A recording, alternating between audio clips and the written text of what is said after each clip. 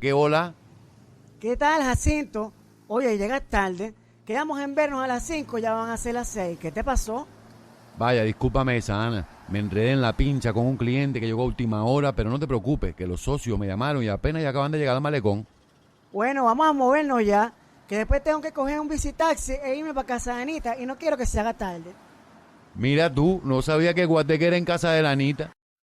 Wow. Now, did you catch all that? My guess is probably no, but not to worry. We'll break down everything you just heard and also give you some insight on how to understand one of the most difficult dialects of Spanish. Vamos a empezar.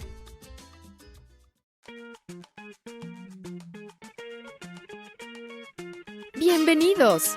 Welcome to the Learn Spanish con Salsa podcast, the show for Spanish learners that love music, travel, and culture. Close your grammar textbooks, shut down the language apps, and open your ears to how Spanish is spoken in the real world. Let us show you how to go from beginner to bilingual. Here is your host, certified language coach, Tamara Marie. Hola, oyentes. Bienvenidos. Welcome to episode 11 of the Learn Spanish con Salsa podcast. Now, you're probably wondering what dialect of Spanish you heard at the beginning of this episode and exactly what were they saying. If you're a beginner, that was probably really hard to follow. And even if you're intermediate level, it was still probably difficult to catch every single word that was said.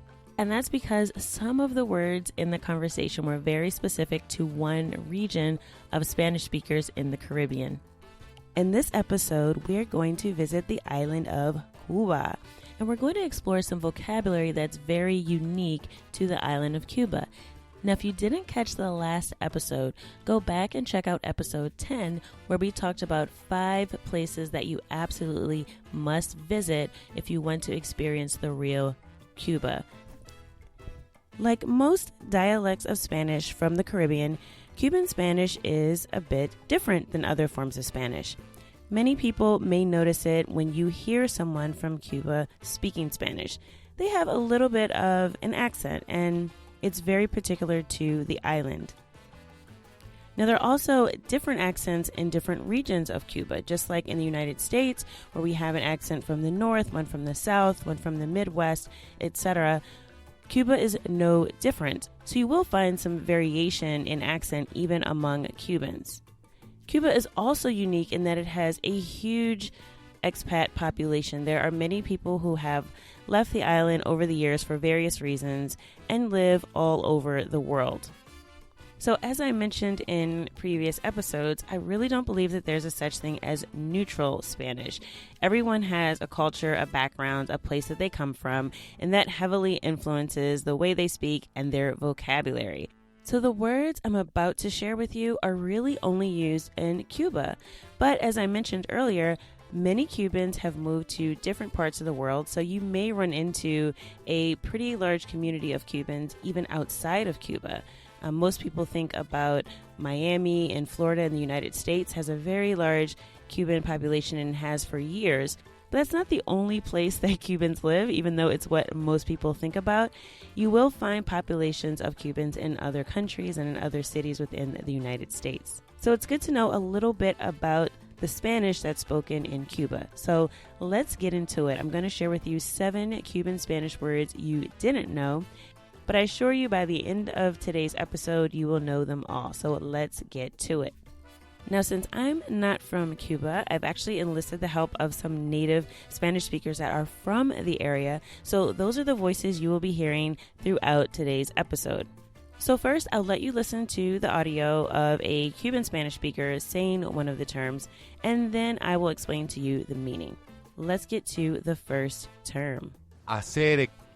So this first word, hacere, means something like friend or buddy. It's a term of endearment that's usually used between male friends. When I was in Havana, I heard this all the time in the street, people greeting each other, hacere, hacere.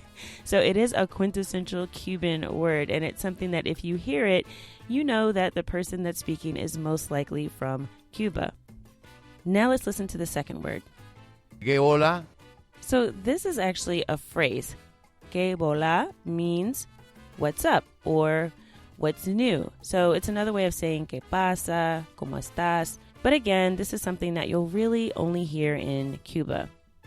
Now, when used together as a phrase, que bola means what's up. But if you just hear the word bola by itself, it has a little bit of a different meaning. So I'm going to let you listen to this example of the word used in context, and I'm going to see if you can guess what it means. And then I'll go ahead and give you the answer. Now, I'm going to play this at regular speed first, and I'll slow it down just a little bit so that you can hear it a little better. So I'm going to play it twice. So go ahead and take a listen and see if you can figure out what this word means. Oye, espere que te cuenta esta bola. Oye, espere que te cuenta esta bola. Okay, so if you didn't catch that, he said, Oye, espera que te cuente esta bola. So that translates to, hey, wait until you hear this. So in this case, bola is short for rumor or gossip or the word on the street.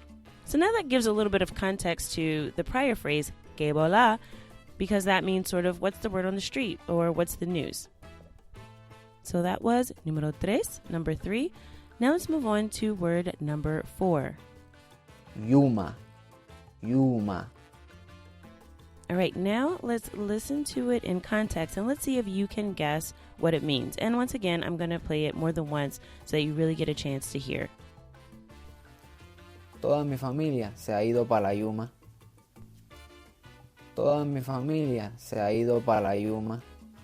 Did you catch that? All right, so what he said is, toda mi familia se ha ido para la Yuma. So that translates to, all of my family has left for La Yuma.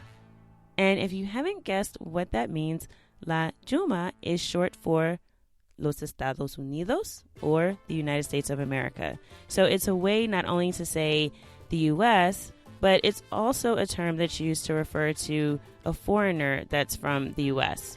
So in that way, it's similar to the term gringo, but this one is very specific again to Cuba. Now let's listen to número 5, phrase number 5. Moros y cristianos. Moros y cristianos.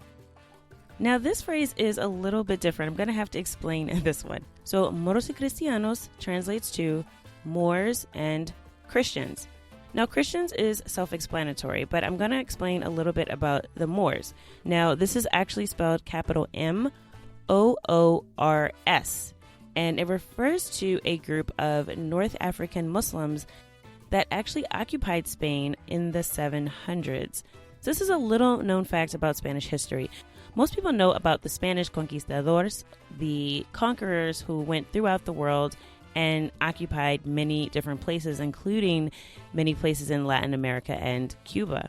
But most people don't know that there was a period in history that the Spanish were actually occupied by this group of Muslim warriors from northern Africa. So I'm going to put a link in the show notes so if you're interested to read up on the history of the Moors.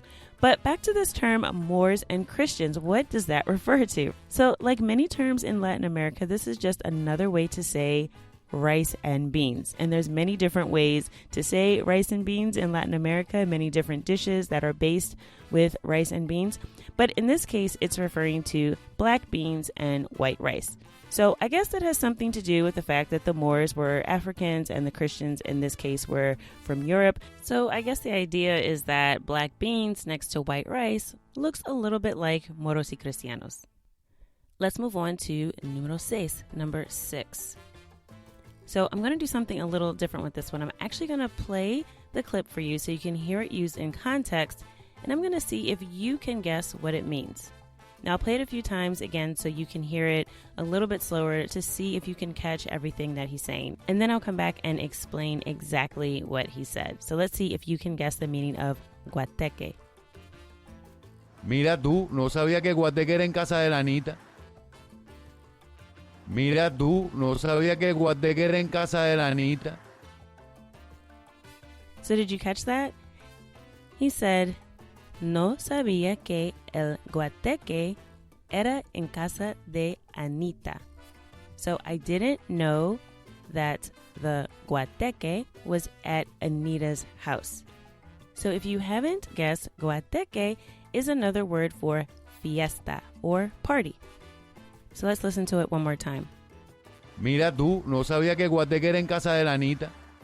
Now we've come to the end of the list. This is número 7, number 7. This is the last Cuban Spanish word we will cover in this episode. And this one is pretty short, so you should be able to understand. So I'll play it a few times, and then I'll come back and talk about the Cuban Spanish word in this clip. Saliendo pa'l malecón. Saliendo pa'l malecón. Okay, so that one should have been a little bit easier. He said, saliendo pa'l malecón. This translates to going to or on our way to the pier, el malecón. So, and that's pier, P-I-E-R, like a pier by the water, not P-E-E-R. So, malecón in Spanish in general just translates to pier. However, in Cuba, it has a very specific meaning. A malecón is actually a very famous pier in the city of Havana. A lot of the most famous hotels in Cuba are along the malecón, and it's a place where people go to hang out, to party for different holidays in Cuba. It's a very popular place to hang out. So that is the malecón. In the show notes, I'll actually link to a picture of the malecón from my trip to Cuba so you can have an idea of what it looks like. So that is it for the 7 Cuban Spanish words you didn't know, and now you know. So just a brief review. Número 1 was acere, which is friend or buddy used between men. Que bola, which is a greeting that means what's up or what's new. Bola, which means rumor or gossip. Juma, which is the United States or a person from North America. Moros y cristianos, which refers to black beans and rice. Guateque, which is a party. And finally, El Malecón, which is the famous pier in the city of Havana. So let's listen to that dialogue that we heard at the beginning of the show, and let's slow it down to see if maybe we can understand a little bit more of what's being said. ¿Qué hola? ¿Qué tal, Jacinto? Oye, llegas tarde. Quedamos en vernos a las 5, ya van a ser las 6. ¿Qué te pasó? Vaya, discúlpame, Sana. Me enredé en la pincha con un cliente que llegó a última hora, pero no te preocupes, que los socios me llamaron y apenas ya acaban de llegar al malecón. Bueno, vamos a movernos ya, que después tengo que coger un visitaxi e irme para casa de Anita y no quiero que se haga tarde. Mira tú, no sabía que Guateque era en casa de la Anita. Now let's listen to it with the English translation. ¿Qué hola? What's up? ¿Qué tal, Jacinto? Oye, llegas tarde. Quedamos en vernos a las 5, ya van a ser las 6. ¿Qué te pasó? Hey, Jacinto, you're late. We were meeting at 5 and it's 6 already. What happened to you?